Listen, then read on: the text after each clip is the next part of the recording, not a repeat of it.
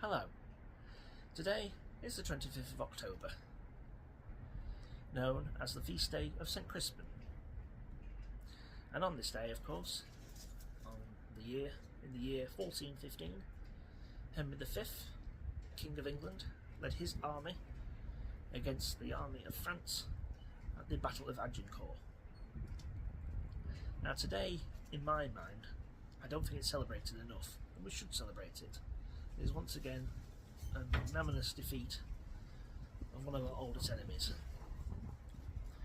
Now, in recent years, obviously more people have had the Germans as enemies due to obviously the World Wars, but France and obviously Scotland are definitely our oldest enemies, certainly of England.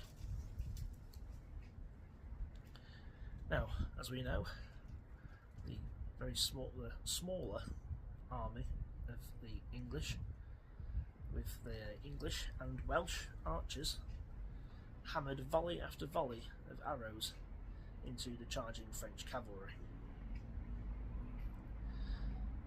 On that field they died in the mud, and historians have watered it down like they always do, and it wasn't as crushing a victory.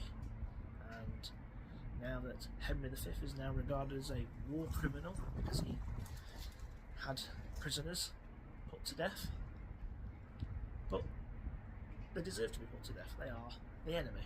That's what should be done.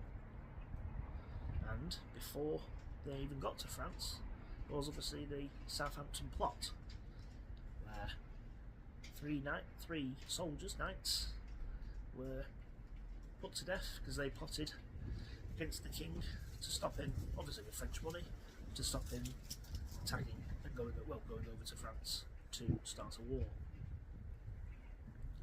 And the only reason why we have Agincourt is because Henry and the army originally attacked the small port of Harfleur in France, northern France, probably the Normandy area, and therefore he built a base. He had a base to attack from. So his idea was to build a base. Obviously it was October, so it wasn't the best weather. And so we headed back home. We did lose a lot of soldiers, mainly due to the, probably worse, rather than war, it's dysentery.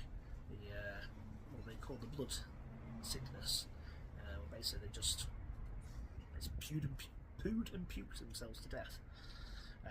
It's not a very nice way to go. I'm sure being shot by an arrow is probably a bit quicker. So Henry marched to Calais. After crossing the Somme, which was near the Somme is a river in France, he was obviously caught up by the French army, and therefore the Battle of Agincourt took place.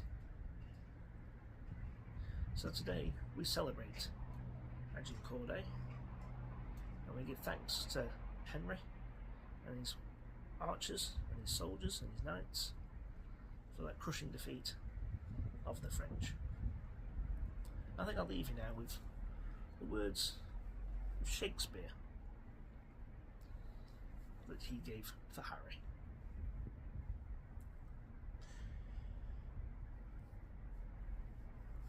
That he which have no stomach for this fight, let him depart.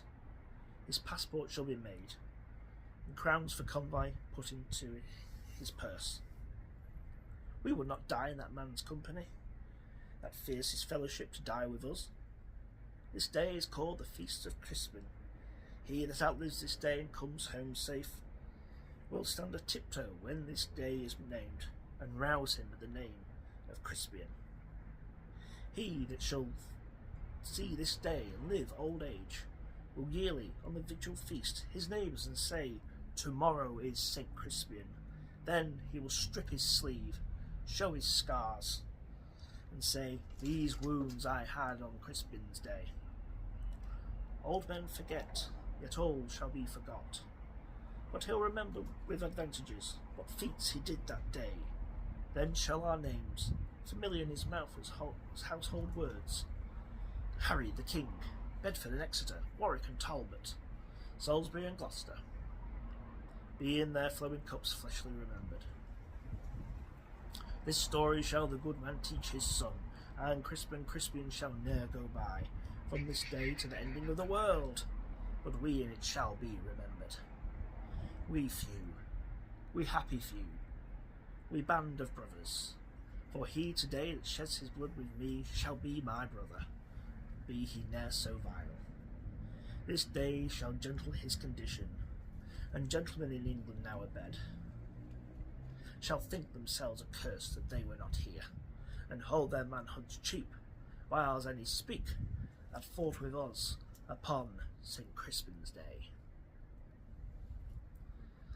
God save Harry, God save the King. For St. George, we fly your flag forever. Happy Agincourt Day.